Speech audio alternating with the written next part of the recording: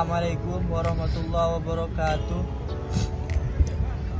Yang kami hormati pengasuh Pondok Pesantren Zainul Hasan, Kiai Haji Hasan Tawakil Allah SHMM.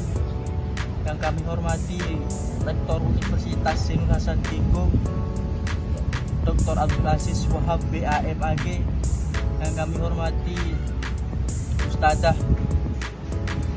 atau Ibu Laila Maufiroh MPDI selaku dosen pengampu usul fikih. Saya di sini akan menjelaskan tentang hukum syara. Pengertian hukum syara adalah seperangkat aturan yang ditetapkan dalam Islam berdasarkan sumber-sumber ulama seperti Al-Quran dan hadis. Hukum ini mengatur berbagai aspek kehidupan termasuk ibadah, muamalah, akhlak dan lain-lainnya. Hukum syara bertujuan untuk menciptakan keadilan, ketertiban dan kebaikan dalam kehidupan untuk muslim. Yang kedua, pembagian hukum syara. Hukum syara itu dibagi menjadi dua, yaitu taklifi dan wad'i. Yang pertama, hukum taklifi adalah jenis hukum dalam Islam yang berkaitan dengan kewajiban dan larangan bagi umat muslim. Hukum ini terbagi menjadi 5 kategori, yaitu wajib, sunnah, mubah, makruh.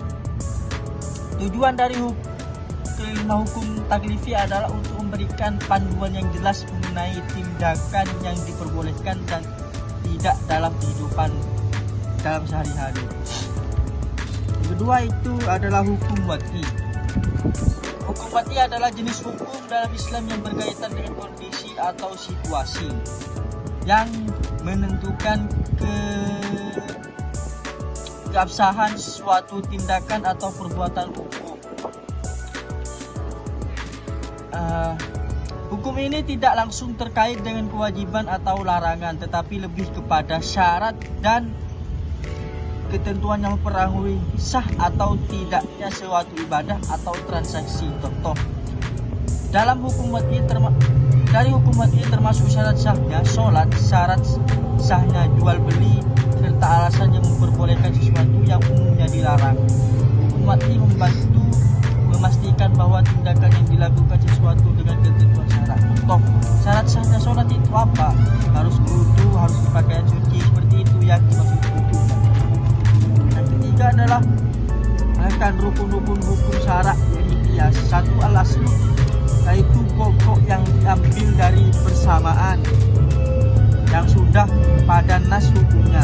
Dua al-far'u, yaitu hukum cabang yang dipersamakan. Tiga al-hukum. Empat adilat, yaitu sifat yang dijadikan dasar untuk persamaan antara hukum pokok dan hukum cabang. Kurang lebihnya mohon maaf. Sekian dari saya. Wabillahi wa taufiq wal hidayah. Assalamualaikum warahmatullahi wabarakatuh.